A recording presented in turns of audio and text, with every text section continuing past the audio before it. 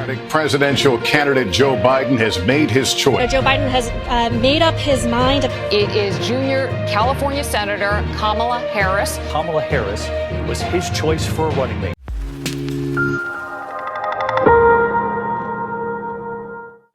Hey, what's up everybody, and welcome back to my channel. This is a little bit of an off-schedule video, but I'm really pressed right now, so I wanted to record this while all the ideas were fresh in my mind. But before we jump into this video, make sure that you like, comment, and subscribe. We definitely want to engage with you guys in the conversation down below in the comments. I'll definitely put additional links to everything that I'm talking about in the description box. So let's jump straight into the video. So I'm sure that you've heard by now that Senator Kamala Harris has been named Joe Biden's vice presidential pick. Nothing about this is ordinary. This is an absolutely extraordinary time for all of us, and we want to make sure that we talk about this because some people have issues with Kamala Harris, some people are excited about Kamala Harris, and so I wanted to have kind of a highbrow conversation just about who she is, what she stands for, and what that means for the Democratic ticket moving forward, what that means for the general election that's in about roughly 80 days at the time that I'm posting this video. First and foremost, I want to address this. I am a bison. That means that I went to the illustrious Howard University right here in Washington, D.C. That also means that I'm well aware that Kamala Harris is an alumni. And so you might be saying, well, you're going to be biased. You already have a predetermined mindset about who she is and what she stands for and who you should vote for. That's not always the case. One thing that I can say that Howard University really instills in all of its students is to do your research, is to not just take someone's word at their word. Not always, at least. And especially if you're of the same melanin tone. Do your research, because it's going to make you a more educated voter. It's going to make you a more productive citizen. It's going to make you a person that's definitely going to be able to contribute to your society in a way that is unbiased. So in this conversation, I'm going to try to stick as much to the facts as possible. But let's be real. There's absolutely no way on God's green earth that I will be voting for this administration to have another 4 years. All right, so Kamala Harris, who is she? Where's she from? Kamala Harris was born on October 20th, 1964 in Oakland, California. Like I mentioned before, we know that she went to Howard University for her undergrad, and she ended up going to the University of California Law School. After she graduated from law school, she started her legal and political career in Alameda County, California. I'm pretty sure I probably said that wrong, but she started working in the DA's office in that particular county. She later moved on to San Francisco's DA's office, and in 2003 was elected the DA of San Francisco and served until she was Attorney General in 2010. She was re-elected Attorney General of California in 2014, and then in November 2016, she was elected to the United States Senate. We all know, and we're all more familiar with her now because she ran for president in 2019. She ended up dropping out of the race on December 3rd, 2019. Some would argue that this was a bit premature, but her argument for dropping out of the race was due to finances. She was not able to fund a campaign that she believed would be successful and as far-reaching as the other candidates. And so fast forwarding to today, we know that Kamala Harris made history on August 11th, 2020 as the first African American and first Asian American vice presidential candidate on a ticket for a major party in a presidential election.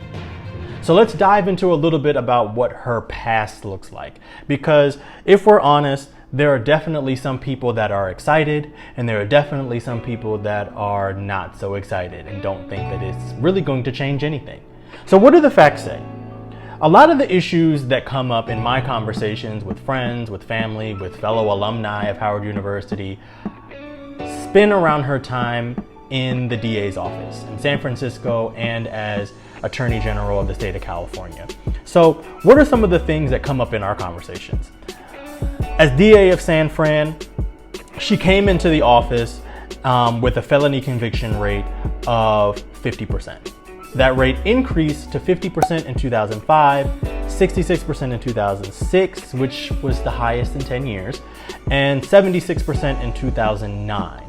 So where people find a lot of issue with this is because the conviction rate under her watch increased from 50% when she got there in 2003 to 76% in 2009. Of those convictions, 1,900 were related to marijuana possession, which was significantly higher than her predecessor. Talking about scary high, ha ha ha ha. But what people tend to leave out of the conversation is the fact that her office had a policy that did not pursue prison time as a result of those convictions related to marijuana possession. She had a policy against that in her office. Now, her successor expunged all of the records of those San Francisco marijuana possession offenses going back all the way to 1975. So helping those people re-enter society, get jobs, be able to function in society as a contributing member again. Two more areas where people find issue with Kamala Harris is as it relates to bail fees. Under her watch, she argued and pushed for higher bail amounts because her argument was that folks that didn't live in San Francisco were committing crimes in San Francisco, posting bail, and immediately getting out of jail. She felt that higher bail fees and higher bail amounts would deter them from committing crimes in the city. Another area where people more rampantly discuss their issues with Kamala Harris is holding police and prosecutors accountable for their misconduct. Now, if you do a little bit of research, you'll come across a case regarding a jailhouse informant. And this scandal led to countless people not getting a fair trial. And the lack of oversight on the part of her office led to what people are calling a crisis of legitimacy that still affects a lot of people today.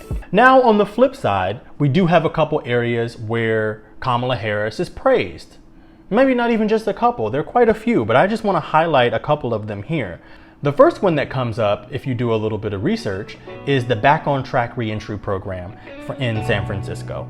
This Back on Track office that she created ensures that there are pathways for people to re-enter society if they have non-violent offenses. One thing that resulted from this was that the number of people that committed crimes after going through the program significantly decreased. In the state of California during this time, the recidivism rate was 53%. For those that went through this program, that dropped all the way down to 10%. One other thing that people praise Kamala Harris for is her stance on the death penalty. She pledged never to seek the death penalty in the cases that she prosecuted from the DA's office. Now, this did get her into a little bit of trouble with the San Francisco Police Officers Association in 2004, but she stood strong by her convictions, and she made sure that she was not pursuing the death penalty. Now, the Police Officers Association got upset with her because there was a case where a police officer was in fact shot and killed, and she refused to pursue the death penalty against the criminal who actually committed that act. Now let's move into why she's relevant today. What makes her such an attractive pick for Joe Biden? Why does he think that adding her to the ticket is going to be his golden ticket into the White House? So I have a few things here that I want to talk about. The first is how she engaged in the campaign. Yes, we know that she dropped out earlier than what folks expected. You know, people were not actually funding her campaign the way that she would like for them to have funded her campaign, but she has that experience of running for president, being on the national stage, heading a campaign, and he can use her skills between now and the election in November. One big draw for her that's going to solidify the Democratic base is that she is a woman of color. No matter what end of the political spectrum that you sit on, we have to acknowledge that this is a historic moment for our country. Absolutely no doubt about it, no question about it. Now, what does this mean for the Biden campaign adding her to the ticket? And especially, what does this mean as they engage with the Trump administration and the Trump campaign? Well, we saw it the other day in Donald Trump's press conference. When asked about his thoughts on Biden's VP candidate pick, he immediately drove to things like she was nasty, she was very mean, she's all these negative things about Kamala Harris. And that's a playbook that the Biden campaign can just pull from. All they need are those sound clips, all they need are those videos, and there you have it. Several campaign ads that can be run around the country to galvanize support for a changing of an administration. The next thing that Biden can use for his campaign is that she knows how to go on the attack while on the campaign trail. We saw it in those debates. We made t-shirts about it. I was part of the second class to integrate Berkeley, California public schools almost 2 decades after Brown v. Board of Education. Because your city council made that decision. It was a local decision. So that's where the federal government must step in. That's why we have the Voting Rights Act and the Civil Rights Act. That's why we need to pass the Equality Act. That's why we need to pass the dot in his ass. So Biden knows firsthand what it's like to be attacked by Kamala Harris on the campaign trail. The next thing for the Biden campaign to understand once the election is over and say he does win is that she is ready to be president on day one. Joe Biden cited it himself. He's not the youngest candidate running for president, and he wouldn't be the youngest president in office. And so he needs to feel confident that there is someone at his right hand that can step in, God forbid, if anything were to happen to him, or if he was incapacitated in any way to fulfill his duties as president. We know that she has this unique experience that some of the other vice presidential options that Joe Biden was considering didn't necessarily check that box. So here we are, less than 100 days to the election, and we have somewhat of a highbrow understanding of what this selection of Kamala Harris means for the Biden campaign, and kind of a preview of how it's going to play out on the campaign trail and how Biden, if he wins, hopes it plays out in the White House. So in the comments below, let me know what you think. Do you think this was a good pick for him? Do you need to do a little bit more research? I would like to do a little bit more research myself. Or do you think that it was something that's going to be hurtful to the Biden campaign and his aspirations for the presidency?